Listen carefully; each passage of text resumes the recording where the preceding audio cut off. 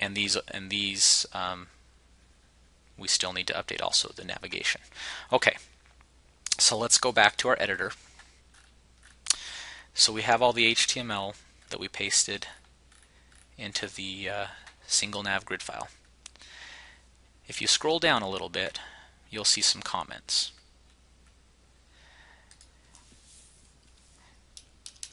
And you'll see some global variables that we can make changes to.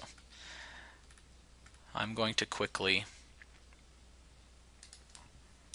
change some of the defaults.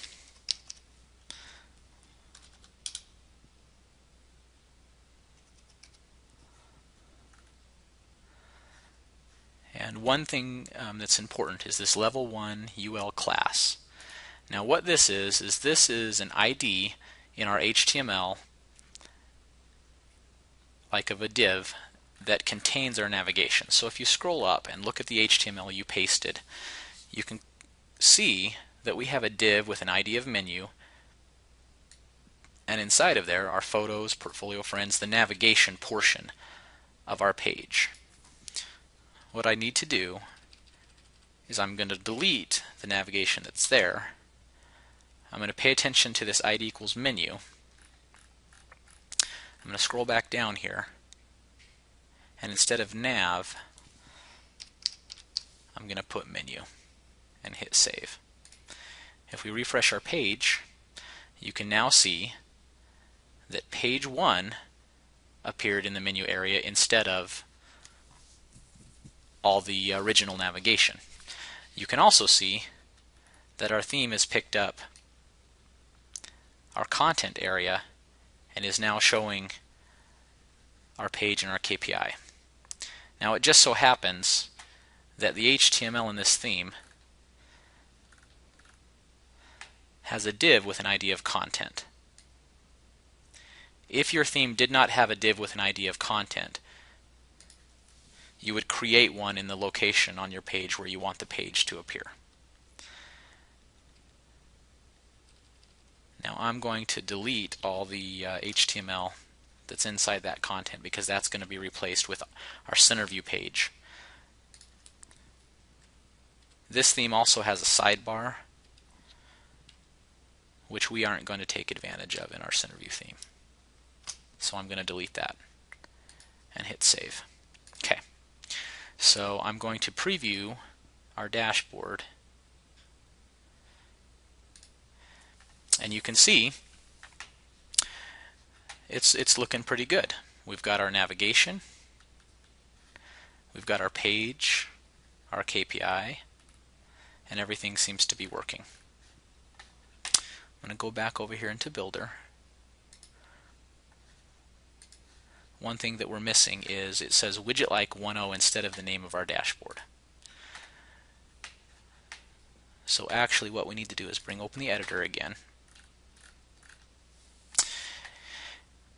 And up here we see we've got a header that says widget-like 1.0.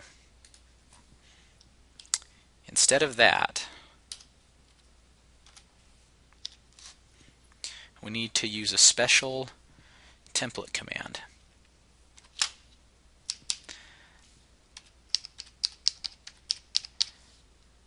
%CenterView : banner %%. Okay, when CenterView sees that, I'm going to save this. When CenterView sees that template, it's going to replace that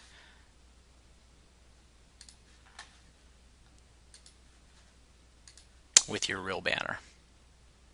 Okay, so you can see that we've got our typical brand new dashboard banner. Okay, so you can see that in just a few minutes we've got a template that looks completely different from the default template that comes with CenterView. It's not perfect, so let's do just a little bit of cleanup here. If we open Builder, let's open our banner.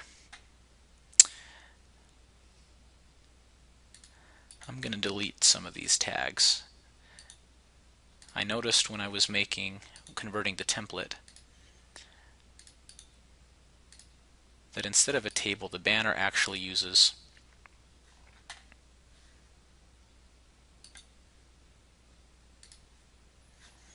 some H1 tags and styles those.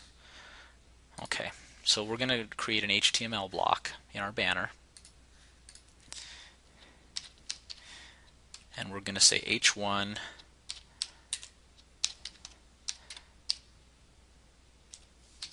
my dashboard. Underneath of it, we're going to start an H2 tag, but we're actually not going to type anything. Click OK. And we're going to use our banner options. We're then going to create another HTML tag and use this to close the H2. It's very important that you do not have clear CSS formatting checked in either of our HTML tags. Okay. If we refresh, we can now see that my dashboard, which is the title, appears here. And we've got our home, exit, print, and help links over here. They're kind of jammed together. We can quickly fix that. Let's see, what we need to do is we need to open our theme.csx file in an editor. I'm going to scroll to the top here, right below the start file theme CSS, and I'm going to type.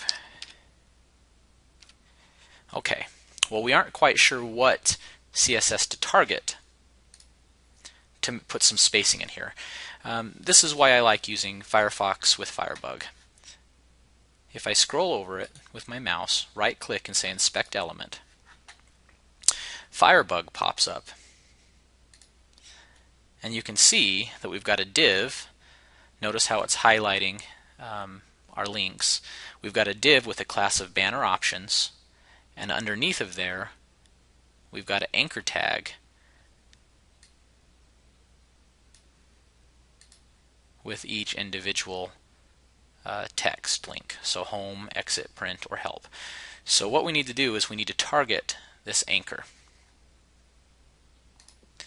So we're going to do a div with a class of banner options and the anchor tag following it. And let's give ourselves a little bit of padding.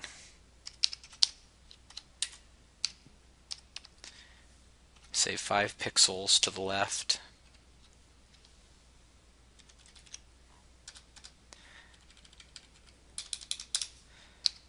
And 5 pixels to the right. Let's save that. Refresh. Okay, and you can see now our links are a little bit more readable because we put some spacing in there. Let's make a couple more improvements. Notice how in this dashboard the colors of the graph don't quite match with the green up here. Let's open up our editor,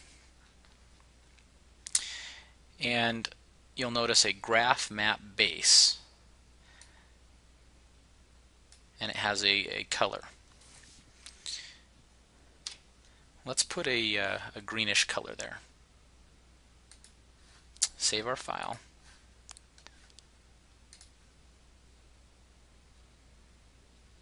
And there we go. You can now see that our graph now has a greener color that looks a lot better and matches the green of the graphic in our theme.